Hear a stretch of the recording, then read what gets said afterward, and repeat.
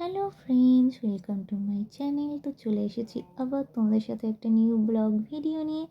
আর এখন পৌষ মাস, শীত পড়েছে, আর পিঠে হবে না সেটা কখনো হয়? এখন শীত মানেই প্রতি ঘরে ঘরে নানান রকমের পিঠে তৈরি হচ্ছে। তাই আমিও ভাবলাম আমিও একটু পিঠে বানিয়ে নিই। তো বিশ্বাস করো, এটা আমার ফার্স্ট টাইম। এর আগে আমি কখনো পিঠে বানাইনি। হ্যাঁ, মায়ের হাতে হাতে হেল্প করেছি, ওই নারকেল কুড়িয়ে দেওয়া, একটু নকশে তুলে দেওয়া, এই কাজগুলো করেছি। বাট এরকম একা একা কখনো বানাইনি, এই ফার্স্ট টাইম বানাচ্ছিলাম। জানি না কীরকম হবে না হবে, বাট বিশ্বাস করো বানানোর পরে পিঠেটা ভালোই হয়েছিল, টেস্টও হয়েছিল। তো দেখো, তোমাদের সাথে কথা বলতে বলতে আমি নারকেলটা কুড়িয়ে নিয়ে তারপর কড়াতে গুড় দিয়ে ভালো করে মিক্স করে নিয়েছিলাম।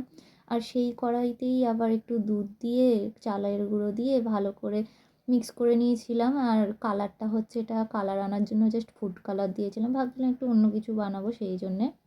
তো তারপর কড়া থেকে নামিয়ে ঠান্ডা হওয়ার পরে ভালো করে আটা যেরকম মাখে সেরকমভাবে মেখে নিয়েছিলাম। মেখে এই যে দেখো, এই নকশিটা আমি তুলেছি।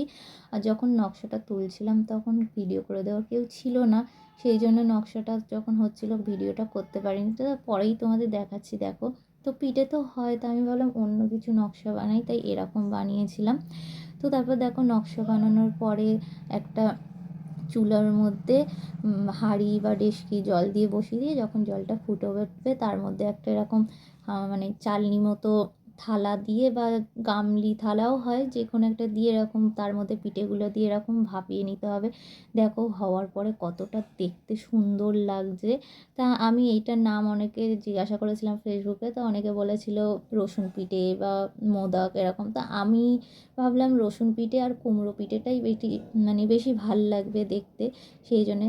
তো তোমরা জানিও দেখতে কেমন হয়েছে পিঠেটা। তো চলো, আজকের ভিডিও এতটাই, টাটা।